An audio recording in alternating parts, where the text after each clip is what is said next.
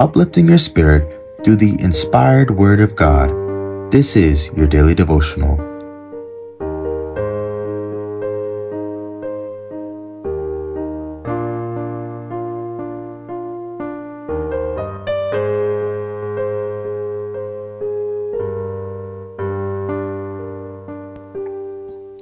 To be like Jesus, God's people to keep the Sabbath. And on the seventh day, God ended his work which he had made, and he rested on the seventh day from all his work which he had made. Genesis 2, verse 2. God sanctified and blessed the day in which he had rested from all his wondrous work. And this Sabbath sanctified of God was to be kept for a perpetual covenant. It was a memorial that was to stand from age to age till the close of earth's history.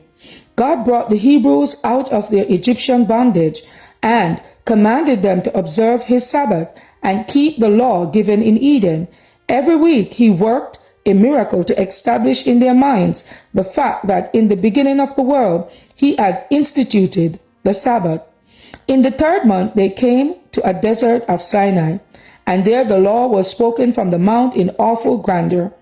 During their stay in Egypt, Israel had so long heard and seen idolatry practiced that, to a large degree, they had lost their knowledge of God and of his law, and their sense of the importance and sacredness of the Sabbath.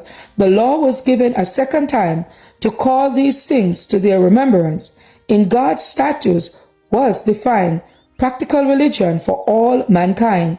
Before Israel was placed the true standard of righteousness.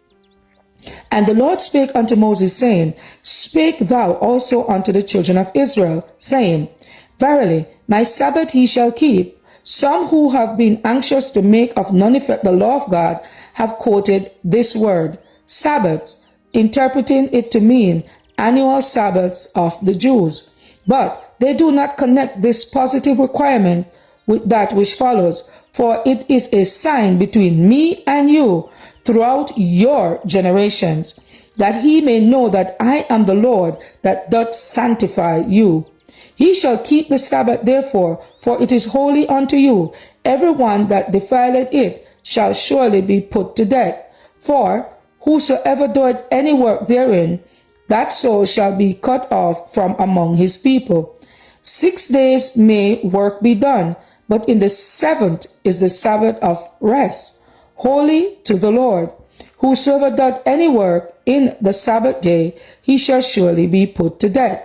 Wherefore, the children of Israel shall keep the Sabbath, to observe the Sabbath throughout their generations, for a perpetual covenant.